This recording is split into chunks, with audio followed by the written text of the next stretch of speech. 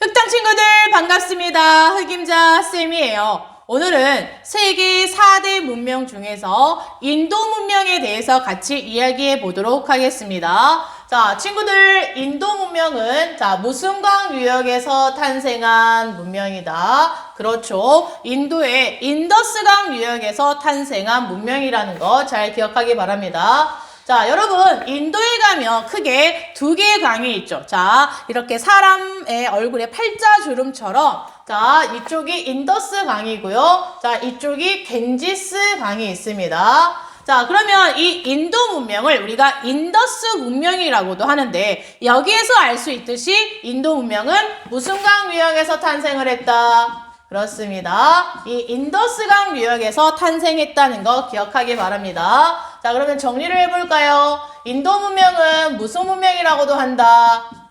그렇습니다. 인더스 문명이라고도 하고 기원전 2500년경에 누구에 의해서 이제 처음 탄생한 문명이냐? 바로 드라비다족. 자, 드라비다족에 의해서 처음 탄생한 문명이라고도 할 수가 있습니다. 자, 그런데 여러분, 우리가 앞에서 배웠던 메소포타미아나 이집트 문명과는 달리 이 인더스 문명 같은 경우는 우리가 아직 그 실체를 많이 밝혀내지 못하고 있는데 그 이유가 무엇이냐? 바로 이들이 사용했다라고 하는 그 문자, 그림 문자를 우리가 아직 해독을 하지 못하고 있기 때문입니다. 자, 다시 한번 정리합니다. 인더스 문명을 이루었던 이 인더스 사람들도 분명히 그림 문자를 썼는데요. 자, 문자는 있지만 아직까지 우리가 이 문자의 실체를 해독하지 못함으로써 많은 것들 우리가 알 수가 없다는 거. 자, 두 번째. 자, 이 인더스 문명도 역시나 사람들이 청동기를 사용했다라는 걸 알 수가 있습니다. 자, 청동으로 만들어진 많은 무기나 그릇들이 이제 발견이 되면서 아하, 청동기를 썼구나. 자, 그럼 세 번째. 선생님, 그러면 우리가 인더스 문명은 분명히 있었지만 실체를 알 수가 없으면 공부를 못합니까? 그건 아닙니다. 바로 뭐냐면 문자는 해독하지 못했지만 이 인더스 문명의 실체를 보여주는 유적지가 발견이 됐다는 거죠. 자, 바로 대표적인 도시국가 하라파와 모헨조다로. 자, 하라파와 모헨조다로라고 하는 도시가 발견이 되면서 인더스 문명의 실체를 우리가 조금이나마 알 수가 있다는 거죠. 자, 정리를 해볼까요? 자, 대표적인 도시로는 하라파와 모헨조다로라고 하는 도시가 있었는데, 자, 이 도시를 발굴을 하면 할수록 우리가 정말 놀라운 게 무엇이냐? 오늘날에 우리가 살고 있는 이 도시와 비교해도 정말 손색이 없을 정도로 굉장히 발달되고 계획 도시였다라는 걸 우리가 찾아낼 수 있다라는 거죠.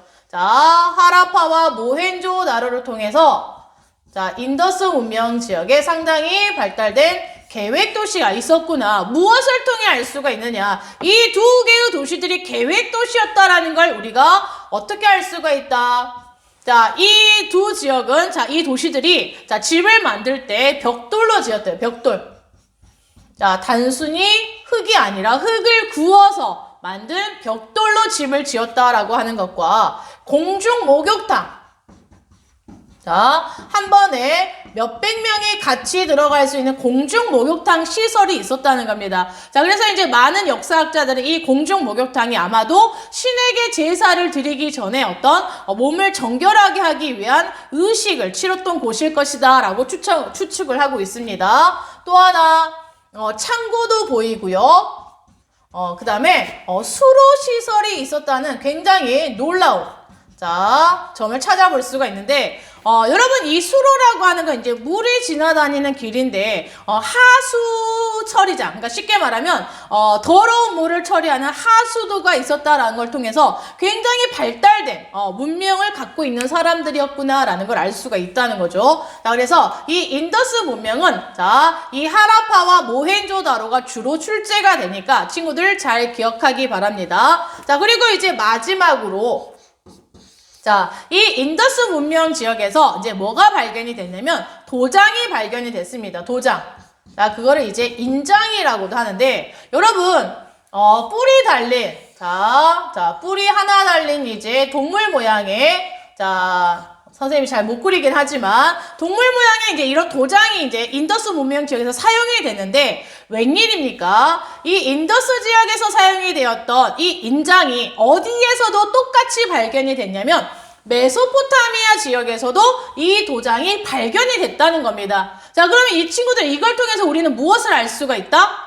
그렇죠. 아마도 인더스 문명 지역 사람들과 메소포타미아 지역 사람들이 교류를 했겠구나라는 걸 알 수가 있다는 거죠. 우리가 먼 훗날에 흑임자 선생님의 도장이 만약에 저 멀리 미국에서 발견이 됐다. 또는 뭐 지리적으로 가까운 중국이나 일본에서 흑임자 쌤의 도장이 발견이 됐다. 이건 뭘 알 수가 있다? 아마도 흑임자 쌤이 일본이나 중국을 가서 뭔가 활동을 했다라는 거죠. 자, 그래서 이 인장이 자, 메소포타미아 지역. 자, 메소포타미아 지역에서 발견이 된 걸 통해 이 지역과 교류를 했다라는 걸 알 수가 있다. 자, 이렇게 정리를 하기 바랍니다. 자, 그런데 이렇게 이제 이 인더스 문명이 이제 탄생을 했는데 기원전 1500년경에 자, 여러분 이 인더스 문명은 기원전 2500년경에 탄생을 했죠. 자, 근데 1000년 정도 흐른 다음에 이제 시간이 이제 1000년 정도 흘렀는데 저 위에 여러분 저 위에 중앙아시아에서 살던 유목민족이었던 여러분 여 위에가 중앙아시아입니다. 자, 중앙아시아에서 살던 유목민족이었던 아리아인이라고 하는 사람들이 있었습니다. 아리아인. 자, 이 아리아인들이 자, 이 인더스 지역으로 내려오게 됩니다. 그러면서 이 인더스 문명 지역을 정복하게 되는데 자, 이 아리아인들이 인더스 문명을 정복할 수 있었던 비결이 무엇이냐? 바로 이 인더스 지역 사람들보다 훨씬 더 강력한 무기를 갖고 있었기 때문이겠죠. 자, 그 무기는 바로 뭘로 만들어진 무기다? 그렇습니다. 철기입니다. 자, 이들이 뭐를 가지고 왔다? 여러분, 철기를 가지고 왔다.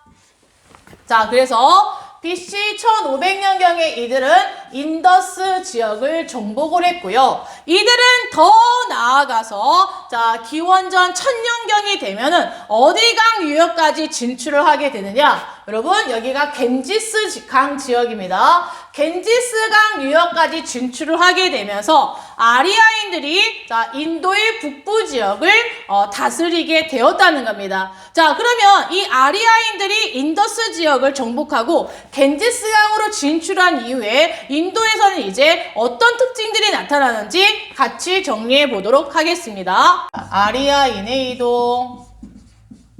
자, 여러분, 원래 이 인더스 지역에, 인더스강 유역에 살면서 인더스 문명을 탄생시켰던 민족은 선생님이 조금 전에 드라비다족이다라고 얘기를 했었죠. 자, 그런데 이 아리아인은 어디서 살던 아이들이었다? 선생님이 저 위에 적어놨는데 중앙아시아에서 살던 유목민족이었고 얘네들은 강력한 무기였던 철기를 갖고 내려오면서 처음에는 인더스 지역을 정복했고 자, BC 1000년경에는 겐지스강 유역까지 나아갔다라는 거 잘 정리하기 바랍니다. 자, 그러면 이 아리아인들 같은 경우에는 자, 이 지역을 정복하고 지배하기 위해서 어떤 제도를 하나 만들어냈느냐? 여러분, 이 인더스 문명 지역에 살던 아이들은 드라비다족이고 지금 내려온 아이들이 아리아인이라고 얘기를 했을 때 자, 숫자적으로 어디가 훨씬 많았느냐? 드라비다족이 훨씬 많았습니다. 따라서 소수의 아리아인들은